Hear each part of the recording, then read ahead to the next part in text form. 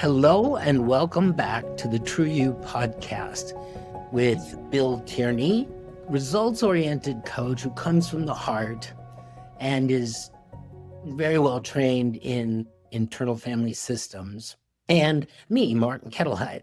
I'm an executive coach coming from the ontological tradition with a specialization in leadership. And today, Bill and I were talking about anxiety, a certain kind of fear called anxiety. And we want to get into that a little bit deeper and hopefully also provide a path through anxiety to the other side for the listener here today. Thanks for the introduction, Marty. Yeah. The reason I want to hand this right over to you, actually, because the reason is because you've experienced an evolution in yourself, in your relationship to anxiety. And so I think that's a good place to start. I think it is too, because that's really what informs my ideas about it. It's certainly not a college education because I don't have one. I don't have a doctorate. I don't have a master's. I'm not a therapist. I'm a coach. But more importantly than that, I'm a human being that's experienced a tremendous amount of fear and anxiety in my life. Mm-hmm. Well, it's funny, as you're saying, I don't have a doctorate, I don't have a master's, I started to get all anxious. Okay, great. What did you experience? How did you know you were feeling anxious? I went back in my memory to passing all those tests and taking all of that. Oh, there was a lot of anxiety going through all of that. And I see. But I didn't study psychology, so I don't know any more about anxiety than your average bear. And my mentioning getting a doctorate and getting a master's triggered memories in you that created anxiety. Took you back to a time when you had a lot of anxiety as you were trying to reach those milestones. Yes. Sure. Yeah. Yeah. Well, isn't that interesting? So what did you notice in your body? So you also had a thought. You had the memory. Maybe it was just the memory and the physical sensation. Yes. That's pretty much as far as I got. Yeah. Uh-huh. I mean, it's pretty quick. It was happening as I'm using these words. Right. What was the physical experience of anxiety? Why did you call it anxious? Tightness around my solar plexus, swirling of my thoughts, that kind of overwhelm, I guess you'd call it. Those are the first two bodily sensations I noticed. By the way, when you said that, I went directly to story. Oh, Marty's anxious because I'm revealing that I'm not a therapist. I haven't got a doctorate. I don't have a master's. Now he's scared that whatever. He's scared that I'm going to say something uncredible. No, not at all. Not at all. That's a topic for another day, but just so you know, even though I have a bunch of advanced degrees, the most important things I've learned in life were not from people teaching in those institutions. And that's not a dig at those institutions either. I love education. I love higher learning. And it's only part of being human. It doesn't even have to be part of being human. I've got a little bit of envy that you did that. I'm glad for you that you did. And envy because I kind of wish I had as well. I spent, I think, maybe 9 months about 15 years ago exploring what would it take for me to become a therapist. And I started out by trying to knock off some prerequisite classes in a community college here in Spokane. Mm-hmm. And I didn't follow through with that because I looked at the timeline, and at that time I was around 55 years old, and realized I would be my current age probably before I'd actually have all the credentials needed to be a therapist. And I'm 70 now. That and the stack of student debt I would have ended up with, I just became discouraged. I was motivated by two things. One, I was discouraged by being in the mortgage business in the first place, which drove up my anxiety. Oh my God, I had so much anxiety back then. And two, I was contrasting my experience of all this anxiety from being in the mortgage business, especially during the financial meltdown of 2008 and 2009. Mm-hmm. It was about 2010. I'm trying to find my next way to survive on this planet. And Mm-hmm. I'm thinking if I can become a therapist, maybe that's what I can do to not only survive, but also to be able to contribute to the world in a way that feels really good. Uh, every job I'd ever had, including being a mortgage loan officer, was a job that I had to survive. I had these jobs so that I could pay my bills and survive on the planet and provide for my family. Those aren't bad motivations for taking a job, but none of them for very long touched on anything that I loved so much that I felt like I was contributing in a way that I felt good about. Mm-hmm. Well, interestingly, I don't want to take us too far afield from the topic of anxiety, but you know, I it was part of my job in academia because I don't come from money. I had to teach what I was learning to make money. Mm-hmm. I was a TA, I was a professor's assistant, I was all these things to make money to support my being able to study. Or I applied for lots of I got all these different, a little bit of money from this university to write this report, a little bit of money from that, like the Mellon Foundation or in my case, the Fulbright Foundation, in order to spend some time working and thinking on this topic. So, and then I took out, the government sponsored loans.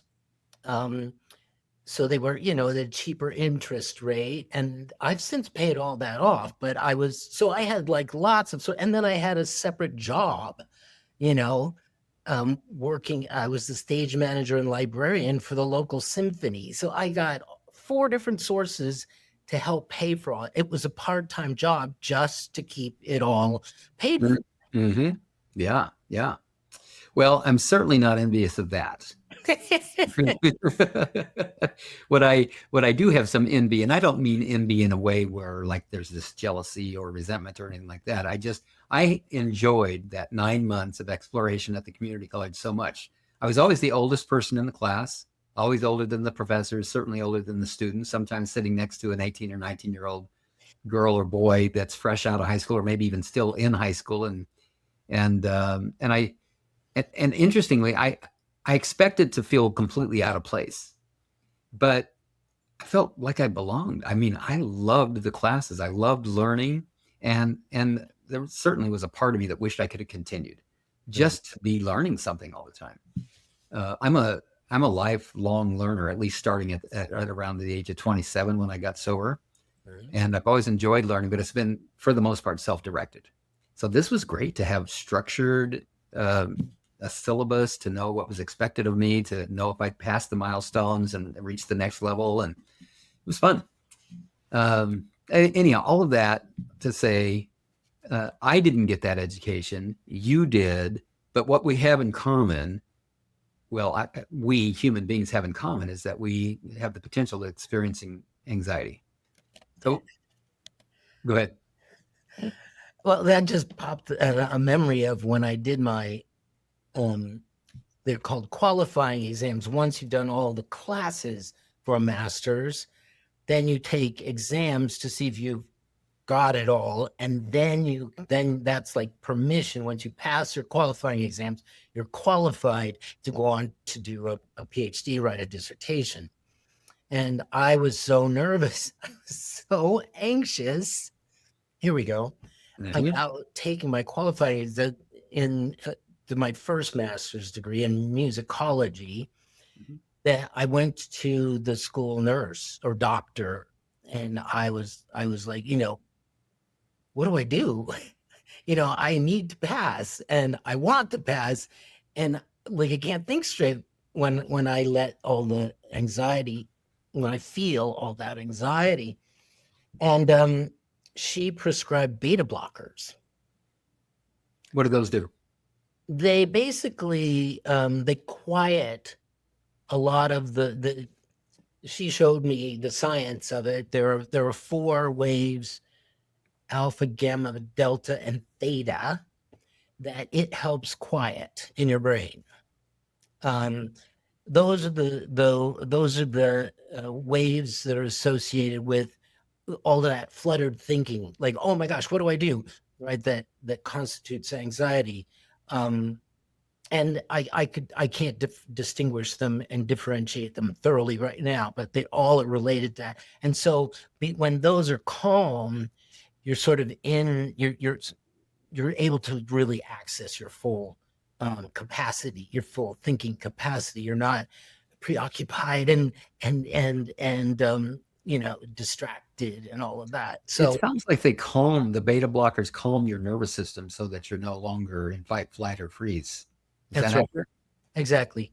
And people, the most common use of beta blockers is for people with a heart condition so that they don't get into that kind of thinking and that causes a heart attack. Yeah. Okay. So you're actually making my point right now. I've got a theory, and it's not scientific, other than you've corrected me in the past about this that in fact it is somewhat scientific, in that I am taking the evidence of my own life and the life of the people around me, like my coaching clients, and I'm beginning to form theories, and then I'm testing them, and then That is science right there. That's the nature of science. okay. So here's the theory: anxiety is caused by fear, and not just being afraid of the bear that's breaking through the that came on the front porch when I was on vacation, or the that howling in the woods that I heard around the campfire, or looking at the checkbook and wondering how I'm going to pay rent this month. It's not just one individual fear. My theory is that an accumulation of fears builds to the point where it challenges or overcomes our capacity to manage all of that fear and turns into anxiety. I think that's a very interesting theory. I'd like to go into it. I want to complicate it a little bit and see what you think. Sure. What this means. Before it's actually labeled as such, oh, that's anxiety. It exists in us, like we have anxiety before we are calling it. Or you could say we don't have anxiety because we're not calling that. We just have this vague, uncomfortable feeling, right? Mm-hmm. Body sensations that you're talking about. And then we learn the word anxiety, and it's sort of like, oh, that's what I'm feeling. And then we can re-invoke the concept. And part of what I think is interesting about that, and if this is taking us afield from what you wanted to No, you're good. Love it. Then that is that there's a danger, I guess, of reifying, making it real, like metaphysically there, like a thing.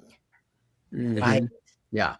That, like, as opposed to a vague feeling that, that we need to attend to and look at and all. But right. When you reify it, then it's like, well, it's just what it is, and I can't do anything about it. Right. But when you notice, like, oh no, this is a term we've come up with to describe the condition it looks like you're having, right? Then there's more power around it. There's the ability to shift it and to look at, well, what's causing it and everything, as opposed to, it's not like running into a wall. It's not a real thing, right? In that sense. I think I'm tracking. You're basically saying it helps to normalize it. Mm-hmm. Yeah, that's true. That people experience anxiety when fear builds up so much that their capacity to be with it is challenged or overwhelmed. Well, I also think that maybe, like, in another dimension, another culture, probably, that you could talk about it in a different way. They could call it whatever anxiety is spelled backwards. Yeah. And what then the way they would talk about it in this other culture would be, there's something behind you. There's a fear. You have a fear here, something that you're afraid of. Let's talk about what that is, and maybe we can eliminate it, or maybe we can find ways of dealing with it. Like, as opposed to making it a thing. Yes. Yeah. Yeah. So here's something that I do with my coaching clients, and this will just really validate what you just said. First of all, I'll say, Joe, and they'll say, Joe, I don't think so. Joe who? I don't know his last name, but he has anxiety. Joe has anxiety. Yeah, right. Oh, I don't know Joe, but I know a lot of people that have anxiety. All right. What if we changed that? Let's start there. What if Joe is experiencing something that we've been calling anxiety rather than having it? Mm-hmm. He doesn't possess it. He doesn't own it. It's not a part of who he is. He's having an experience, and it looks a lot like what we know of it as anxiety. See, And now let's get curious about it. That already, I think, is very helpful. You're having a kind of experience, right? I mean, there's a lot more to say, what that implies, but at least it's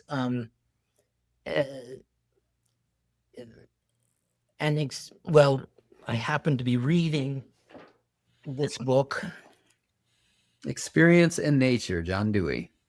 and one of the things about why this is such an interesting topic is that there is no nature outside of experience, and yet we think of it as kind of opposed to it, right? Well, there's human experience, and then there's nature out there. Mm-hmm. But when you bring it in the realm, then there's a relationship to what's going on that we can study and we can alter, and that alleviates the anxiety. I was experiencing 2 or 3 different things that I was trying to enjoy at the same time. Okay. One was the cover of that book. I love it. I love the cover of that book. It's all in black and white. For those that are just listening, Experience in Nature, all written in lowercase with, there's 2 letters in that are uppercase. Interesting. R and P.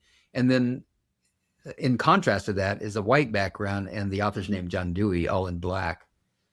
And part of the point, I mean, I think that's clever because part of the point is that it's never black or white. Yeah. That's great. Really great. Grabbed me. And the other is what you're talking about, that we, I guess my takeaway from what I heard you say there is that we make these assumptions that someone with anxiety is someone who has anxiety, for example. Someone who is experiencing anxiety is someone who has anxiety. Therefore, that person, that's an anxious person. And we tend to treat it then like an object that we need to remove or crush or treat with another reified thing like a pill. Yes. Well, here's the thing. Why would we want to do that? Why would we want to crush it or change it? Well, part of it is that this metaphysical status we give it, like that it's an object. Well, let's remove the object, get it out of there. Even if we look at it that way, why would we want to remove the object? It's uncomfortable. Yes, that's what I'm getting at. It creates suffering. Right. And suffering, my relationship to suffering is only recently, as long as I've been on the planet, it's only recently changing from suffering, let's fix that, to suffering, what's it telling me? Mm-hmm. And fear, here's another theory. I think that the fear that we feel physically, the fear that we think, the fear that we experience emotionally, it's telling us something. By the way, this is parenthetical. I hope I'm not interrupting your thought. No, you're good. I've got my pivot foot down. The word semiotics, the study of signs, was invented by the ancient Greeks, the Greek word semiotic. That was invented by doctors. What is that symptom pointing to? What is it trying to tell us? What do we need to attend to? It's a sign of something. Yeah. Right? Yeah. Something that needs attention. Right. Yeah. And fear is a voice inside that's saying, hey, this needs your attention. And if you don't give it some attention, I'm going to scream a little louder. Which, and again, I'm just saying this as not to get us stuck in something, but to just fill out sort of the knowledge base here. that's why it's important to recognize psychology as a science. There's still people that are just like, that's not a science, but it's full of signs. We look at anxiety as a semi, right, a sign that's pointing. We then we go into the science of it. Well, let's test it. Let's ask questions about it. Let's investigate it. Let's gather information and see if we can come up with a hypothesis about why you're experiencing that. So I think that legitimizes the scientificity of psychology. The scientificity. I love that. Did you just make that up or is that a real word? I'm sure I'm not the first to use it. I love that word. It's like the word, never mind. So I just wanted to, that's a parenthetical, like a footnote comment, but let's Yeah. get to what you're Well, saying. let's see where we're at so far. Let's kind of summarize it. We've got maybe maximum of 20 minutes left before I need to shift into my focus, taking my focus elsewhere. Mm-hmm. I think where we're at so far is that we're building on some assumptions based on a theory that I'm presenting, and then you're actually supporting it wonderfully with some facts and some science, some quotes, some references. This is great. Let me ask you: can you summarize what we agree on so far, or at least that we're building this conversation around? That when someone, including yourself, is having the experience of anxiety, that we want to ask, well, what's at the source of that? We can investigate. We can find. It's not like a given irreversible thing. It's something that we can dig into and understand and treat. Not a set condition, not that person has a personality that is anxious. This is, or that that person has anxiety, Or that this is something like unavoidable, like a mountain that's just sitting there. You just have to climb or go over or through. It has a different nature, like it lives somewhere else. It's not in the physical world. Yes, it has physical symptoms that point to it, but it doesn't have that sort of immovable or nature. That's the part that I'm kind of curious about. But Say it again. What are you curious about? But what I want to get on to is how you work with people who are experiencing anxiety. There's a lot that gets left out of most traditional leadership coaching. True leadership isn't just about you, it's about your relationships to people, to issues, and to objective reality. Schedule a complimentary discovery session to get at all of it. Go to listeningisthekey.com, click on the pop-up. Well, I start by working with myself, and thank God Byron Katie helped me start doing U-turns about 25 years ago. Because prior to that, I didn't know how to do it, and I know I've talked about this in other episodes, but boy, did the light come on when I realized that I'm actually responsible for what I think, what I feel, and what I experience. I am responsible for all of that. That's a great way to say it. Yes, and so when before I knew that, I lived in a state of anxiety, because if I'm not responsible for my own experience, then who or what is, and who knows? I wouldn't know until I was having that experience, and often my response to it was fear. I'm scared. I'm scared this is going to hurt me. Something's going to be taken away from me. I'm going to lose something. I'm going to hurt somebody else. I'm going to make a mistake. I'm going to be judged, something like that. There's this fear. And I was so accustomed to living in fear that I didn't know there was another way to exist. And when Byron Katie introduced me to the idea of what she called the turnaround, what IFS calls the U-turn, in other words, being able to take the focus off of the external world, which I had given all responsibility for my experience to, and putting it on me.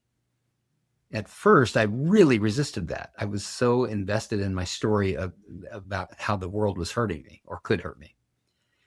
But once I found my way to seeing how I I, through what I had believed, and I, through my thinking, had what was the source. I was the source of my own suffering. I finally grabbed onto a lever that I didn't even know existed in front of me, called how to run my life. It's beautiful. I mean, that's an example of transformation right there. Yeah, and it was practically overnight. I didn't have the experience that Byron Katie had, where she went to bed as a workaholic, rageaholic, alcoholic. I don't know if she ever named herself as any of those things, but I've read some of the stories, and she was like suffering as much as anybody suffers, and woke up the next morning completely liberated, and has been that ever since. I didn't have that experience. I mean, I wanna also just, again, I'm just trying to punctuate what you're saying today, if I can, and by adding that in any mental state, it's your responsibility, right? Not only anxiety, but also, being on top of the world. That too is your responsibility. Being in wonder. Like, you could be responsible for living in wonder. It's a choice. It's a practice. Now But that's going to be real hard to chew on and digest for someone who's so deeply in depression or so much overtaken by anxiety. It doesn't feel like there's any choice in the matter. And if there's no choice in the matter, how can I be responsible? And in a way, that's actually valid for someone that's in that state. And the reason I can say that with so much surety is that because that's the state I lived in. And that's why it was so difficult, despite being in 12-step program and attempting 9 different fourth steps, never actually being able to see my part at all until I was introduced to the Byron Katie method. Oh my God. I would have been angry just to hear you suggest that I was responsible for that. yeah, well, there's another whole conversation to have about the meaning that we give being responsible. Like, some people think that means you're to blame. Blamed. Exactly. Yeah. And that's not what I'm talking about here. Well, I know you're not. I'm just saying that I know you're not. But had you said that to me 25 years ago, you couldn't have convinced me that you weren't talking about blame. Because what's the difference? And at the same time, it was somebody saying something like that woke you up. Yes. Yes, it was. I can laugh. I mean, I remember the same sort of thing happened to me when people started saying, well, don't you see that's you could do something about that? And I'm like, you don't understand. Well, now get away from me. Right. Right. But I went home and mulled it over and started to go, wait a minute, maybe, and get help with that. And lo and behold, now I'm, much more responsible for my experience. Life is marching along with the automatic conditioning that helped us survive to this point. At some point, when survival is not enough, or when the suffering is so great despite the success in suffering or in survival, there comes a pause. Whether that pause is from an intervention or a breakdown or just a stroke of insight.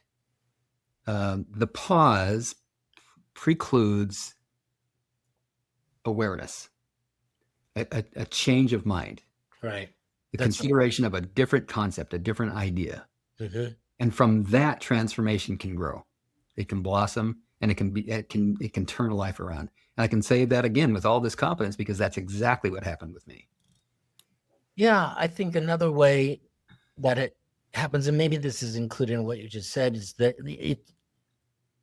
I recognized, wait a minute, this thing that I have toward authority, toward this, let's say, to this authority, like this reaction I'm having to this guy claiming to know more or to have power over me.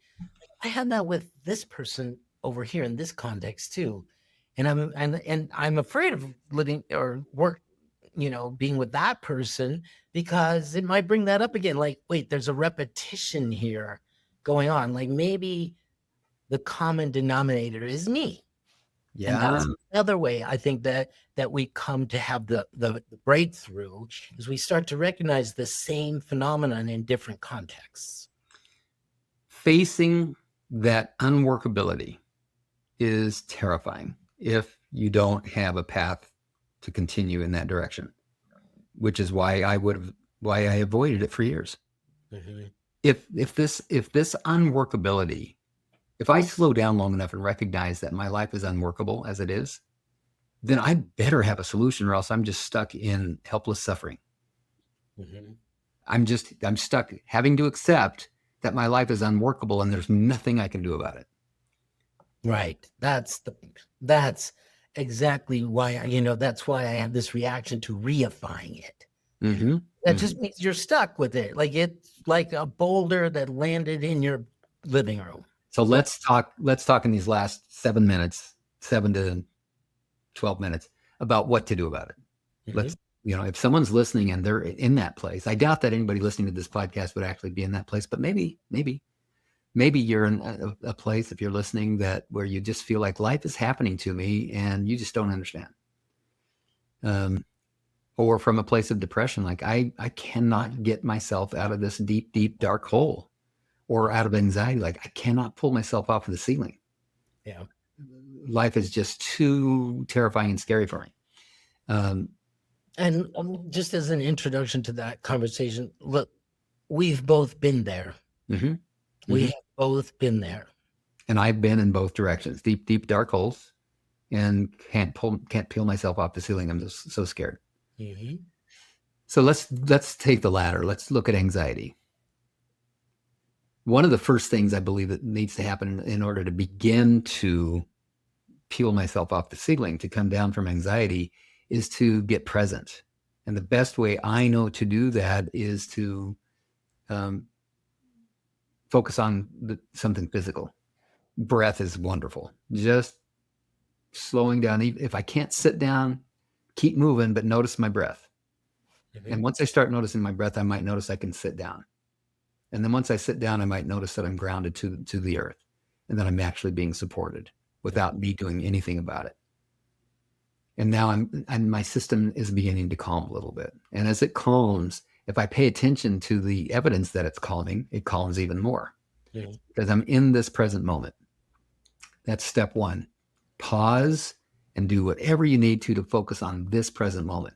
I had a coaching client one time that called me in a complete panic attack because their house was supposed to sell on Friday. The new house was closing an hour later, and the sale of her house fell through. Really? She called me in a panic, and I heard all of it. And I said, "Are you in the old house now?" And she said, "Yeah, we can't be in the new house yet. Would you go out to the backyard?" What? Just go out to the backyard. Keep the phone with you, and let me go with you. Now, tell me what you see. Well, I see the lawn. I see a tree. Okay, is the tree? Tell me about the tree. Well, it's got leaves in it. I said, go look at one of the leaves. What? Just go look at one of the leaves. Okay, I'm looking at a goddamn leaf. Now what? And I said, can we just take 30 seconds? I want you to study that leaf really closely and tell me something that you see by studying it that surprises you. Mm-hmm. She said, oh my God, it's got all these spines coming out of and now she's present, just like that. I said, now check, how's your system doing? How's your nervous system doing? And from this place now, what are you called to do about this situation that you're faced with? And she had all this clarity, just like that. Yeah. Now, she's been doing a lot of personal work, so she's able to get there pretty quickly. But that's an example of how to get present by getting into your body or getting to something physical, listening for 3 sounds at the same time, noticing the sound of breath coming in through the mouth or nose, stuff like that. Go ahead. I just want to, there's an exercise. There are lots of them, but when you are in an anxious state, it has 5 parts. Write down the thoughts you're having, crazy as they may seem. Then write down what you're feeling. Mm-hmm. Right? And really, get a list of feelings, 100 feelings, and look through it. Really differentiate the feelings you're having. You'll find that on the internet. Just search for emotions or emotion list. Then what are the facts about the matter? Mm-hmm. What's actually so? Like, well, they they've asked me to do this job I've never done before, or whatever it is, right? I have never done this job before as a fact, and I've been asked to do it as a fact, like that, Yeah. etc.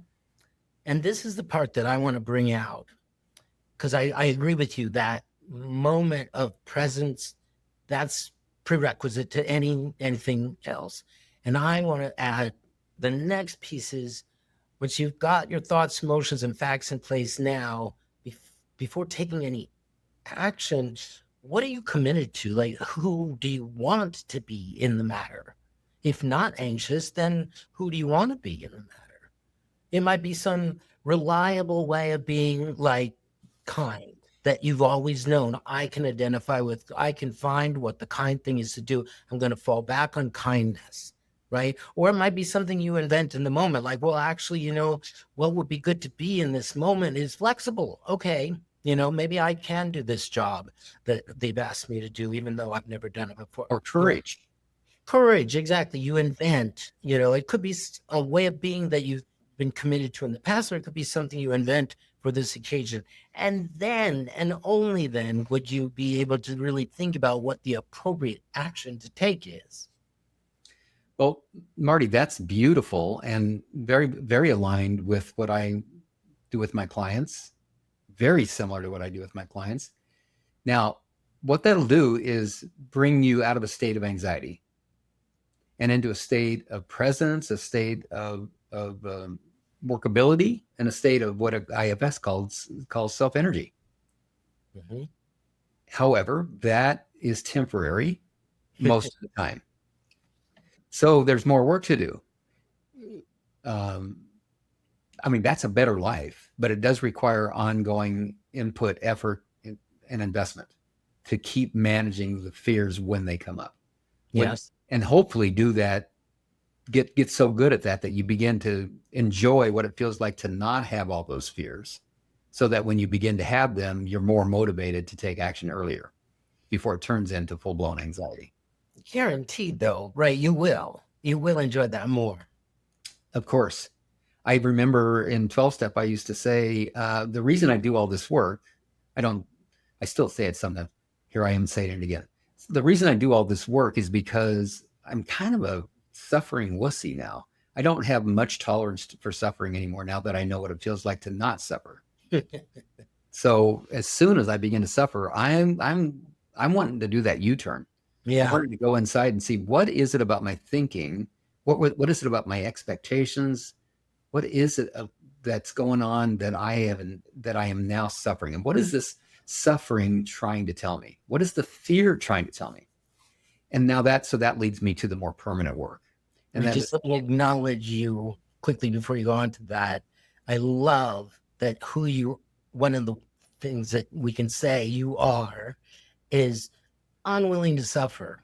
Like, if suffering's going on, I'm going to do something about it. I love that. Theme of my life before 2002, when I discovered Byron Katie, was endure, tolerate, and survive. Nobody did it better.